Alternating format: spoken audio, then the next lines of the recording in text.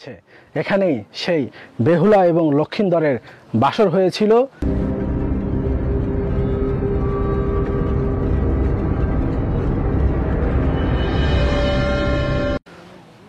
শত শত বছর আগের ইতিহাস এখনো বগুড়ার এই মহাস্থানগড়ের গোকুলে এখনো দেখা যাচ্ছে। সুপ্রিয় দর্শক, আসসালামু আলাইকুম। আমরা আজকে চলে আসছি মহাস্থানগড়, যার প্রাচীনত্ব মিলেছিল আজ থেকে প্রায় ২৫০০ বছর পূর্বে। মহাস্থানগড়ের পাশেই আমি চলে এসেছি বেহুলা লক্ষিন্দরের বাসর ঘর। মনসা মঙ্গল কাব্যে রচিত বেহুলা ছিল লক্ষিন্দরের স্ত্রী। এখানেই রয়েছে বেহুলা লক্ষিন্দরের সেই বাসর ঘর, যেখানে লক্ষিন্দরকে সাপে কেটেছিল এবং লক্ষিন্দরকে বাঁচানোর জন্য বেহুলা প্রায় দীর্ঘ ৬ মাস ভেলাই করে লক্ষিন্দরকে নিয়ে নদীতে ঘুরেছিল। আজকে এই বেহুলা লক্ষিন্দরের বাসর ঘর আপনাদেরকে দেখাবো এবং জানাবো এর ইতিহাস। বেহুলা এবং লক্ষিন্দর ছিলেন মনসা মঙ্গল কাব্যের প্রধান চরিত্র, যাদেরকে নিয়ে তৈরি হয়েছিল বিভিন্ন কাব্য, কবিতা, গল্প, সিনেমা বাংলাদেশ এবং ভারতে। বগুড়া সদরের উত্তরে মহাস্থানগড় থেকে মাত্র ২ কিলোমিটার দক্ষিণে গোকুল গ্রামে অবস্থিত বেহুলা লক্ষিন্দরের বাসর ঘর। এই স্থানকে অনেকে গোকুল মেদ বা লক্ষিন্দরের মেদ বলেও জানে।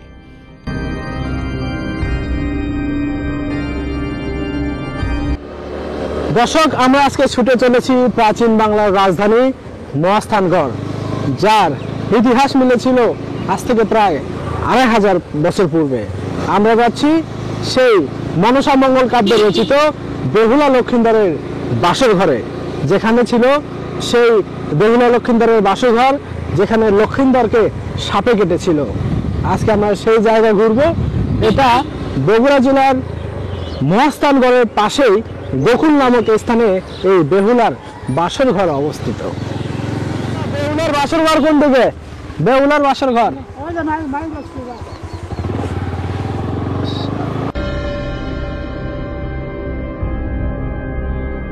বেহুলা ও লক্ষিন্দরের প্রেম কাহিনী সর্বপ্রথম মনসা মঙ্গল কাব্যে উল্লেখ পাওয়া যায়।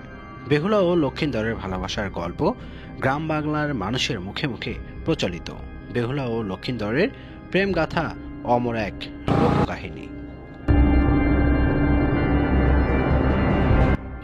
প্রাচীন বাংলার রাজধানী মহাস্থানগড় থেকে দক্ষিণে প্রায় ২ কিলোমিটার পথ পাড়ি দিয়ে আমরা প্রায় পৌঁছে গেছি বেহুলা লক্ষিন্দরের বাসর ঘরের সামনে।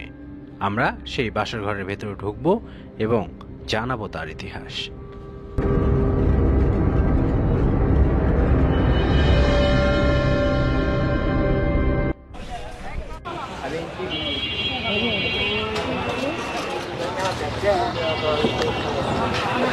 আমি এখন ঠিক অবস্থান করছি মহাস্থানগড় বেহুলা লক্ষিন্দরের বাসর ঘরের সামনে। বেহুলা লক্ষিন্দরের বাসর ঘরের সামনে আসলে দেখা মিলবে বাড়ি পান ঘরের। এখানে বিভিন্ন প্রকারের বিভিন্ন দামের পান রয়েছে। এখানে কত প্রকারের পর্যন্ত পান রয়েছে? 10 থেকে 100 টাকা পর্যন্ত। 10 টাকা থেকে শুরু করে 100 টাকা পর্যন্ত এখানে পান রয়েছে।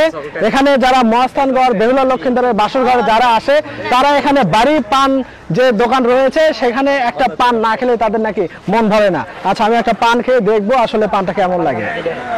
আমাকে এখন যে পানটা দিচ্ছেন, এই পানের নাম কি? নবাবী পান। নবাবী পান। এখানে এক একটা পানের এক একটা নাম রয়েছে।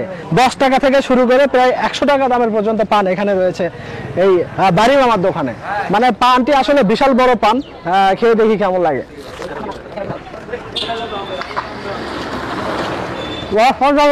মানে পানের মধ্যে বিভিন্ন রকমের মশলা থাকে। আপনারা যারাই এখানে আসবেন, ওই বাড়ি পানের দোকান, এখানে এসে যে পানির স্বাদ নিতে বলবেন না। আমরা এখন সেই ঐতিহাসিক বেহুলা লক্ষিন্দরের যে বাসর ঘর, সেই বাসর ঘরের মধ্যে পৌঁছলাম। আজকে আমরা এই বাসর ঘর দেখব এবং সেই মনসা মঙ্গল কাব্যে রচিত বেহুলা এবং লক্ষিন্দর এই বাসর ঘরকে নিয়ে অনেক ইতিহাস রয়েছে। ইতিহাসকে নিয়ে বাংলাদেশ এবং ভারতে অনেক সময় অনেক সিনেমা, নাটকও তৈরি হয়েছিল। আজকে আমরা সেই ঐতিহ্যবাহী সেই বেহুলা লক্ষিন্দরের বাসর ঘরে এসেছি এবং এটা আমরা ঘুরবো এবং আপনাদেরকে ঘুরে দেখাবো। বেহুলা বা লক্ষিন্দরের বাসরঘর নিয়ে অনেক রূপকথার প্রচলন রয়েছে। চম্পাইনগরের চাঁদ সওদাগর নামে এক ব্যবসায়ী ছিল। মনসা দেবী বরপ্রাপ্ত হয়েছিলেন চাঁদ সওদাগর যদি মনসা পূজা দেন তাহলে ত্রিলোকে মনসার পূজা প্রচলিত হবে। চাঁদ সওদাগর ছিল মনসা বিদ্বেষী, তাই সে রাজি হলো না। চাঁদ সিংহল বাণিজ্য শেষ করে ফেরার পথে কালিদাহ সাগরে মনসা দেবীর ঝড় বৃষ্টি করে। সবগুলো জাহাজ পানিতে তলিয়ে গেলেও প্রাণে বেঁচে যান চাঁদ সওদাগর। ওই সময় চাঁদ সওদাগরের একমাত্র পুত্র জন্ম হয়, যার নাম ছিল লক্ষিন্দর।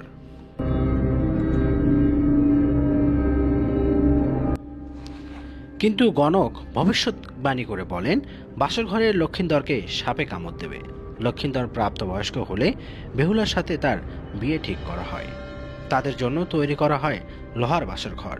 বাসর রাতে অনেক নিরাপত্তা থাকা সত্ত্বেও মনসা দেবী সুতার আকার ধারণ করে ঘরে প্রবেশ করে লক্ষিন্দরকে দংশন করেন। সে যুগের রীতি ছিল সাপের কামড়ে কেউ মারা গেলে তাকে দাহ না করে ভেলায় ভাসিয়ে দেওয়া হবে। লক্ষিন্দরের সঙ্গে বেহুলাকেও ভাসিয়ে দেওয়া হলো। 6 মাস ধরে জলে ভাসতে ভাসতে সে এক গ্রাম থেকে আর এক গ্রামে গেল। পচন ধরা শুরু হলো লক্ষিন্দরের দেহে। মনসা মঙ্গল কাব্যের রচিত এটাই সেই বেহুলার বাসর ঘর। এখানেই নাকি বেহুলা এবং লক্ষিন্দরের বাসর হয়েছিল। তারপর এখানেই লক্ষিন্দরকে সাপে কেটেছিল। বেহুলা মনসার কাছে প্রার্থনা করতে থাকে স্বামীর প্রাণ ভিক্ষা চেয়ে। একসময় ভ্যালেটি এসে ঠেকে একটি গ্রামের ঘাটে।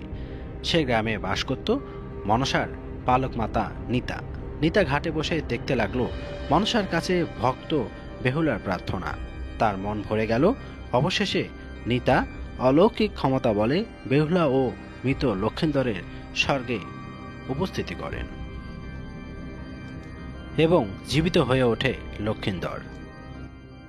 মনসা মঙ্গল কাব্যে রচিত বেহুলা এবং লক্ষিন্দরের বাসর ঘরই ছিল এইটা। এইখানেই লক্ষিন্দরকে সাপে কেটেছিল এবং লক্ষিন্দর মৃত্যুবরণ করেছিল।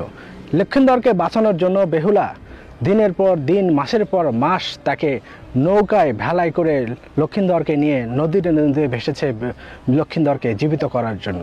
কিন্তু কোনো এক সময় অলৌকিক একটা ক্ষমতায় বেহুলা তার স্বামী লক্ষিন্দরকে বাঁচাতে সক্ষম হয়েছিল।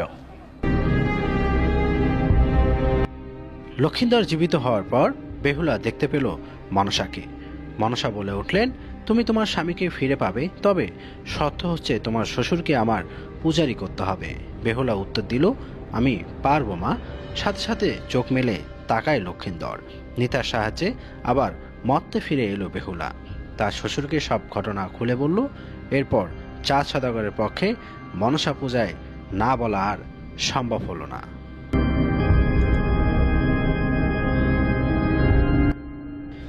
এভাবেই যুগে যুগে বেহুলা, লক্ষিন্দর এবং চাঁদ সওদাগরের গল্প রয়ে গেছে গ্রাম বাংলা মানুষের মনে, বাংলাদেশ এবং ভারতে। সবাই ভালো থাকবেন, সুস্থ থাকবেন।